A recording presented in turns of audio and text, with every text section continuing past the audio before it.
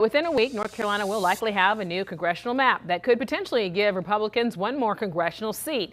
District 1 in eastern North Carolina will likely be carved up by that new map. It has a large black population, so it's expected that opponents will sue, signing federal law banning districts drawn to limit minorities' voting power. But as chief political correspondent Andy Weber tells us this afternoon, a case before the U.S. Supreme Court could make such a lawsuit impossible.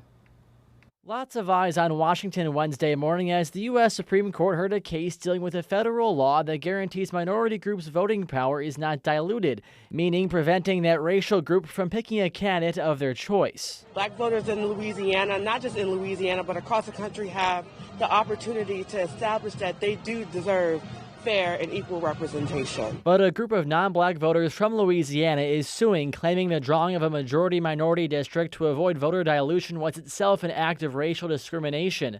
Louisiana Republicans who drew the map now agree it shouldn't have been created. The job is clear from our standpoint that the court needs to fix this because we think the court is what's broken the process to begin with. Here in North Carolina, the Republican-controlled legislature say they want to redraw the state's congressional map, and the expectation is they'll carve up the first congressional district in eastern North Carolina to give them one more GOP-controlled seat in Congress.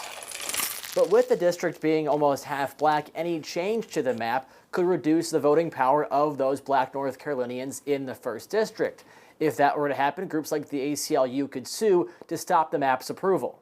They're going to argue that people of color in the northeastern part of the state in this redrawn Congressional District 1 are not able to elect the candidate of their choice. But if the non-black plaintiffs in Louisiana win out, there would be almost no legal path for challengers in North Carolina claiming voter dilution. Lawmakers in North Carolina have yet to unveil their new congressional map, but whether or not it will be allowed to stay will likely be up to the Supreme Court and what it decides for voters in Louisiana. Andy Weber, Queen City News. Queen City News Plus. Just search Queen City News on your smart TV's app store.